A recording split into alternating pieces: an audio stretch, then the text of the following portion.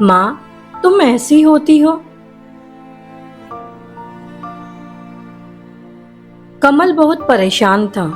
उसे समझ में नहीं आ रहा था कि वो इस परिस्थिति से कैसे निपटे।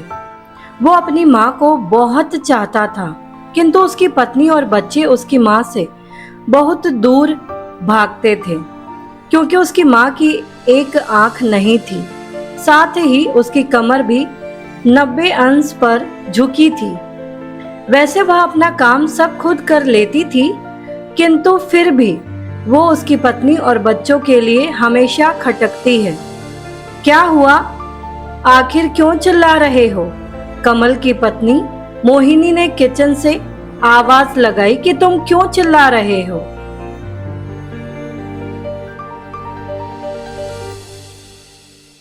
देखो ना, माँ ने ये दादी यही ड्राइंग रूम में बैठी है और मेरे दोस्त आ रहे हैं। आखिर शिकायत भरे लफ्ज में कहा। माँ जी, आप ऊपर चली जाओ, क्यों हम लोगों को लजवाती हो? मोहिनी ने बेटे का पक्ष लेते हुए कहा। बेचारी गीता चुपचाप उठकर जीने के सहारे ऊपर जाने लगी। कमर झुकी होने के कारण उन्हें ऊपर चढ़ने में बहुत परेशानी हो रही थी, किंतु वो पूरी ताकत से ऊपर के एक अकेले कोने वाले कमरे में जाकर बैठ गई। कमल बाजू के कमरे से सब सुन रहा था। उसे कष्ट हो रहा था कि उसकी माँ को अपमानित होना पड़ रहा है, किंतु वो असहाय था। अगर वो कुछ कहता तो पत्नी और बच्चे उसका विरोध करने लगते हैं।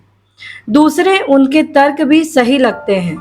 चूंकि वो एक प्रशासनिक अधिकारी था, उसका सामाजिक स्तर बहुत ऊंचा था। उसकी ससुराल भी एक उच्च घराने में थी, अतः वह चुपचाप इस तरह हर दिन अपनी माँ को अपमानित होते देखता रहता था। रात को कमल की पत्नी ने कहा, देखो जी, अब कुछ करो। कल कलेक्टर साहब की पत्नी आई थी। माँ जी अपनी देशी धुनधारा में उनसे मिले। मुझे बहुत शर्म आ रही थी बताते हुए कि ये मेरी सास है।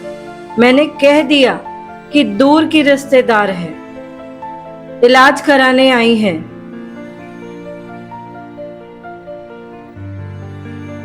ऐसा कहा तो उसकी माँ को बहुत बुरा लगा। कमल को रोना आ गया, किंतु फिर भी वह चुप रहा। उसे समझ में नहीं आ रहा था कि वो क्या करे। अपने बेटे की मनस्थिति को गीता अच्छी तरह से जानती थी और बेटे को कोई कष्ट न हो इसलिए वो हर बात को चुपचाप सह लेती थी। कमल बहुत उदास रहने लगा। एक तरफ परिवार और सामाजिक स्तर पर जीने की प्रतिबद्धता थी, तो दूसरी ओर माँ। आखिर माँ से अपने बेटे की यह हालत नहीं देखी गई। एक दिन उसने अपने बेटे से कहा, कमल, बहुत दिन हो गए हैं, मैं गांव जाना चाहती हूँ, मुझे वहां पहुंचा दो। मेरा यहाँ मन नहीं लग रहा है।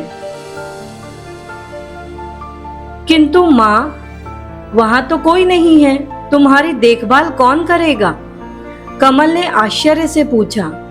अरे सब गांव वाले तो हैं, और वो तुम्हारे मामा जी तो उसी गांव में रहते हैं। फिर हम सारी व्यवस्थाएं कर आएंगे ना। मोहिनी को तो जैसे मन की मुराद मिल गई हो।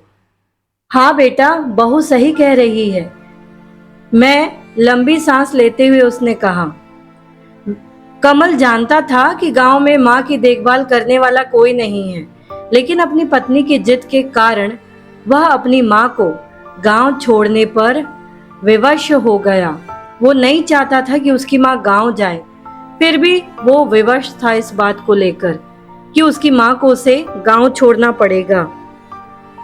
माँ को गांव छोड़कर आते वक्त उसे रोना आ रहा था तथा अपनी बेबसी पर गुस्सा भी आ रहा था, किंतु परिवार, पत्नी और समाज ने उसके इन मनोभावों को दबा दिया और वो सुकून सा महसूस करने लगा। कुछ दिनों के बाद उसके चाचा, जो अमेरिका में रहते थे, आने वाले थे। जब कमल बहुत छोटा था, उसके पिताजी जीवित थे, तब वो भारत आए थे और उसके बाद वो अब भारत आने वाले थे। पूरा परिवार और आस पड़ोस बहुत उत्साहित था। अमेरिका से कमल के डॉक्टर चाचा आ रहे थे। डॉक्टर मेहता ने जैसे ही घर में कदम रखा।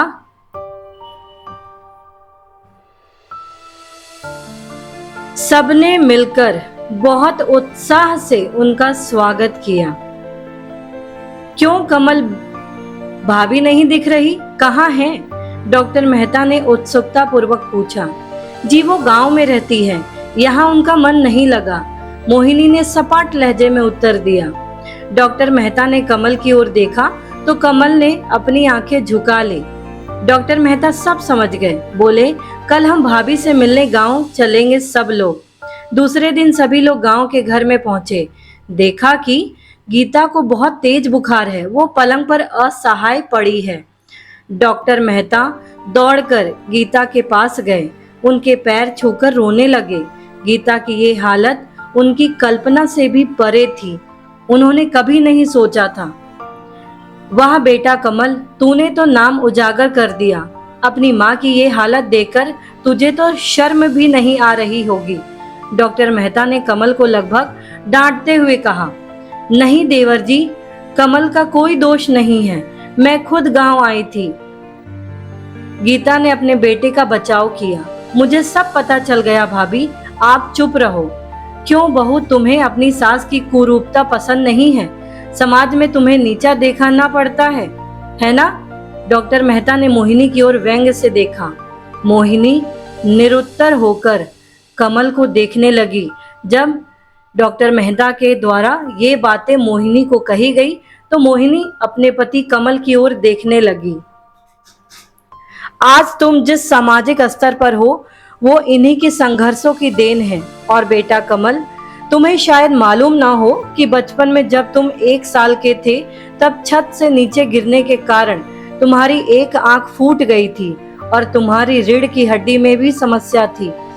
तब तुम्हारी इस कुरूप माँ ने अपनी एक आंख और अपना बोन मैरो तुम्हारे लिए देकर इतना सुंदर स्वरूप दिया तुमको।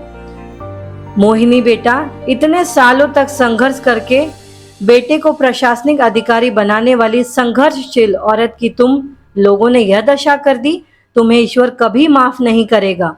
डॉक्टर मेहता की आंखों से अश्रु जलधारा बह रही थी। उन्हें ये सब देखकर अच्छा नहीं लग रहा था।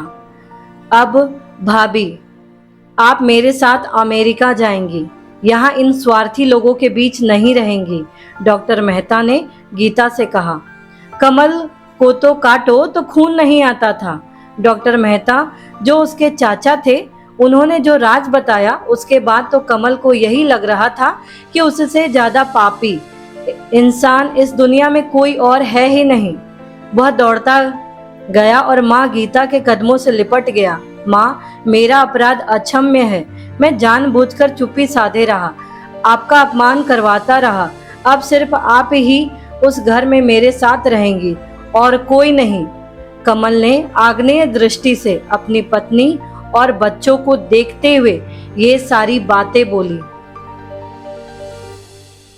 मोहिनी को भी बहुत पश्चाताप हो रहा था, किंतु उसकी हिम्मत नहीं हो रही थी कि वो गीता से आंख मिलाए।